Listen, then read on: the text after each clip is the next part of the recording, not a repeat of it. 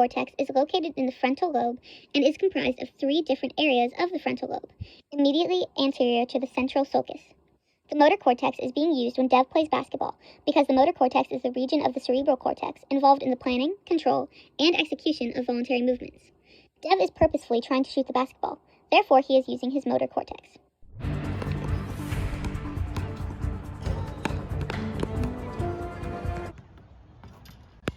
Alright, that's it. Peace, bro.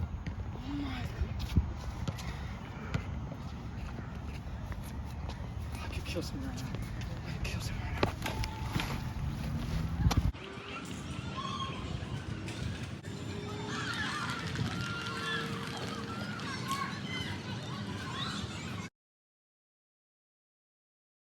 The thalamus is a small structure within the brain located just above the brainstem, between the cerebral cortex and the midbrain, and has extensive nerve connections to both.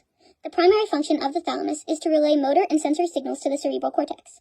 The victim's thalamus wasn't forming thalamocortic-thalamic circuits properly, and they were not very aware of consciousness before getting murdered because of a blood clot in their brain.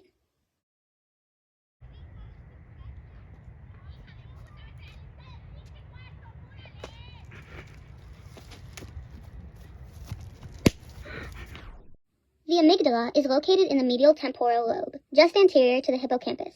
The main job of the amygdala is to regulate emotions, such as fear and aggression. The amygdala is also involved in tying emotional meaning to our memories, reward processing, and decision-making. The victim is only scared while being murdered because the amygdala regulates his emotions, causing him to be scared. The cerebral cortex is a sheet of neural tissue that is outermost to the cerebrum of the mammalian brain.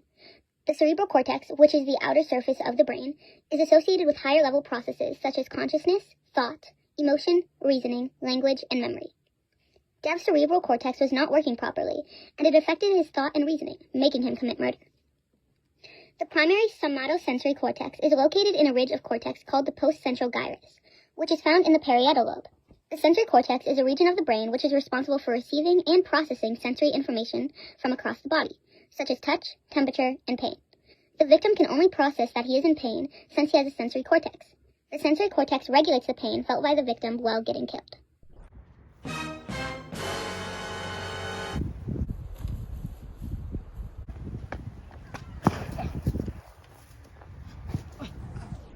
When Dev fell, it was due to a problem in his cerebellum. The cerebellum is the part of the brain that processes sensory input and coordinates movement output and balance. A problem in Dev's cerebellum would have caused him to trip.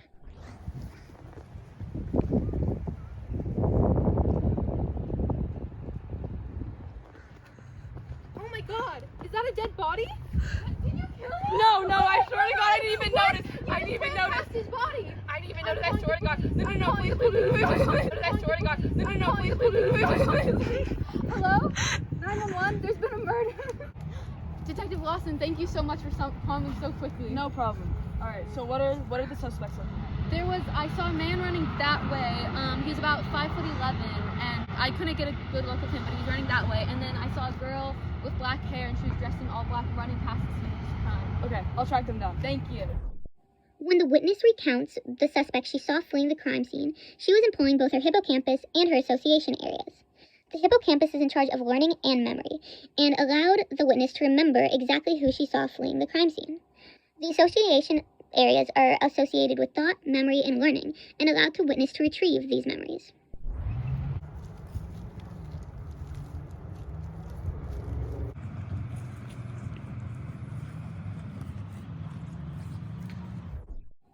As Detective Lawson surveys this crime scene, both her visual cortex and her parietal lobe work together to help her understand what has happened. The visual cortex receives, integrates, and processes visual information relayed from the retinas. As Detective Lawson saw the crime scene and the dead body, she understood what had happened. The parietal lobe processes sensory information it receives from the outside world, such as touch and taste. Oh my god, there she is! Oh, no. You're a suspect. No, I swear to God, please, I didn't do it. I promise I didn't do it. Come to the station with me right now. Let's go. Come on. I swear to God, I didn't do it. I promise. I didn't do it. Save your talking for the investigation, okay? I didn't do it. I swear to God, I promise. I didn't do it. Okay, sure. Whatever you say. Let's go.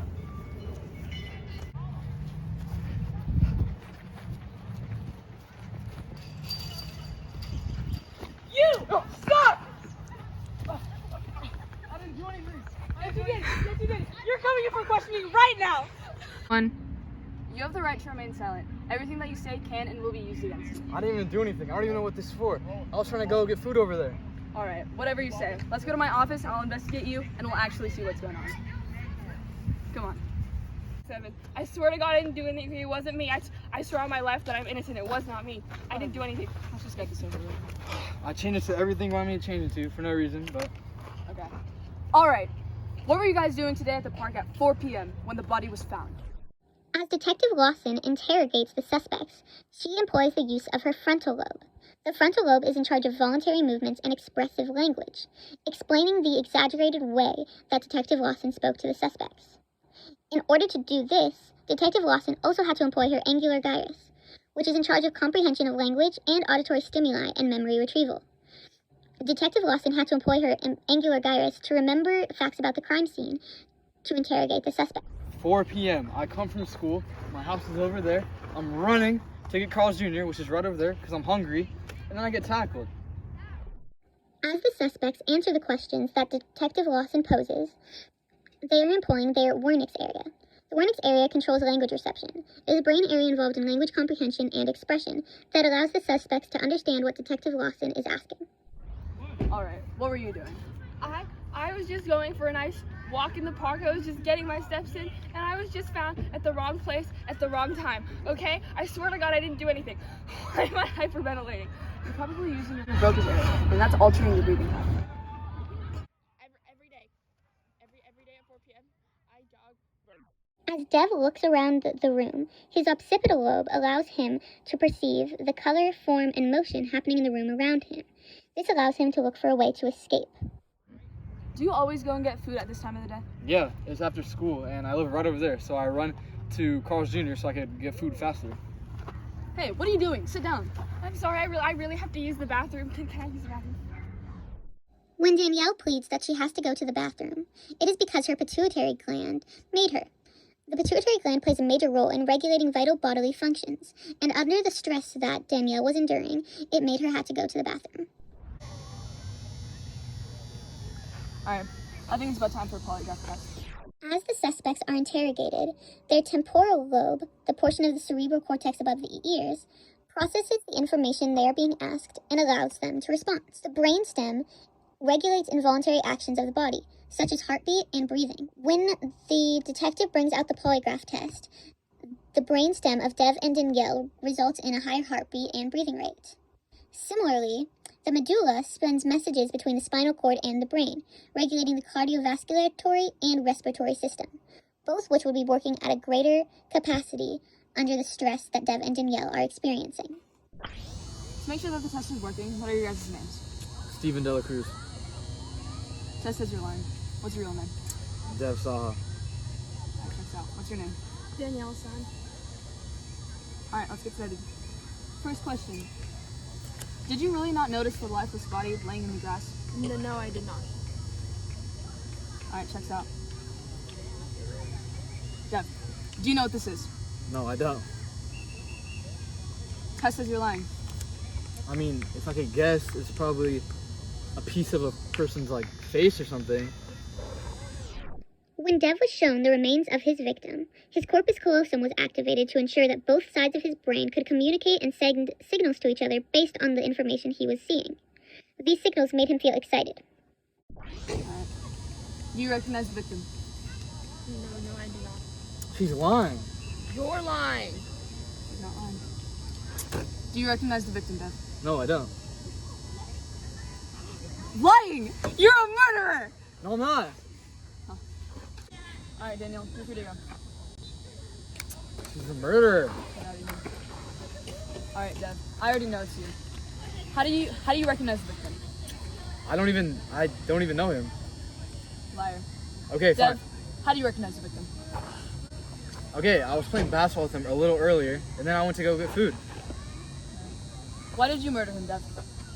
I didn't murder him. Liar! Why did you murder him? Because I lost in a 1v1, and he got me mad. You're convicted. Let's go. I'm not going. No. Get away from me. Get away from me. Come on. Get away Come from on. me. Come on. Come on. Get away from me.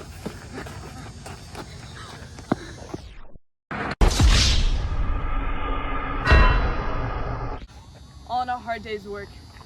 I'm such a good detective. It's time for bed. Detective Lawson can now sleep peacefully, knowing that she has caught the killer, as her reticular formation is regulating her sleep cycle while filtering out background stimuli that allows her to sleep. All right, that's the end. That's the wrap.